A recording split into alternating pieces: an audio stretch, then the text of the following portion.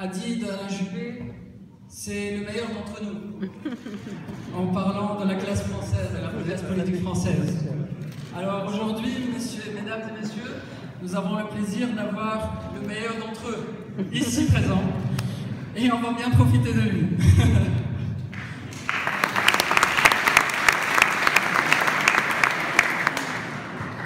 Alors, M. Juppé a bien sûr été Premier ministre de la France entre 1995 et 1997, mais il a été plusieurs fois ministre, et de ministères très importants, ministre des Affaires étrangères à deux reprises, je crois, ministre de la Défense, ministre de l'écologie et du développement durable, ministre du budget, bref, beaucoup de responsabilités de très haut niveau de l'État. Mais M. Juppé a été aussi élu à plusieurs reprises. Il a été plusieurs reprises député de Paris, aussi député européen, et puis député de la Gironde, parce que notre conférencier est très implanté localement dans la région de la Gironde, justement, et il est actuellement maire de Bordeaux. Alors, comme on est... mais ça, c'est vraiment très brièvement, hein, je ne suis pas rentré dans les détails, sinon on passerait un peu beaucoup de temps. Alors, par contre, nous sommes dans une enceinte universitaire. Alors, beaucoup se demandent et m'ont posé la question, quelle est la formation de M. Alain Juppé? Alors, Alain Juppé a commencé d'abord, c'est peut-être pas très commun en politique, par une agrégation en lettres classiques, puis, plus classiquement, en obtenant le diplôme de l'IEP de Paris, puis de l'ENA, au début des années 70. Enfin, l'universitaire que je suis ne peut pas oublier de citer M. Juppé, qui a été également, pendant plusieurs mois, un collègue de l'enseignement au Canada, à Montréal, je crois. Et ça nous fait particulièrement plaisir. Mais un collègue qui a récemment commencé une nouvelle aventure, qui pourrait nous amener à l'appeler à sa prochaine visite dans cette maison, Monsieur le Président. Qui sait? Alors, voilà. Monsieur le conférencier, vous avez devant vous une audience triple, si j'ose dire. D'abord, des étudiants, beaucoup d'étudiants. J'ai le plaisir de vous dire que ça fait, ils sont parmi les plus brillants de la Tunisie. Beaucoup de collègues aussi, d'enseignants qui ont tenu à être présents aujourd'hui, tant le sujet les intéresse.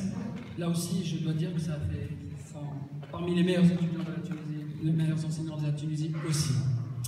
Mais nous avons aussi parmi nous beaucoup de nos partenaires, des entreprises et de la société civile, parce que l'IHEC Carthage est très ouvert sur l'environnement et pour nous c'est très important parce qu'on travaille au quotidien avec eux pour améliorer notre prestation, pour améliorer l'employabilité de nos étudiants et pour améliorer la situation du pays d'une manière plus générale.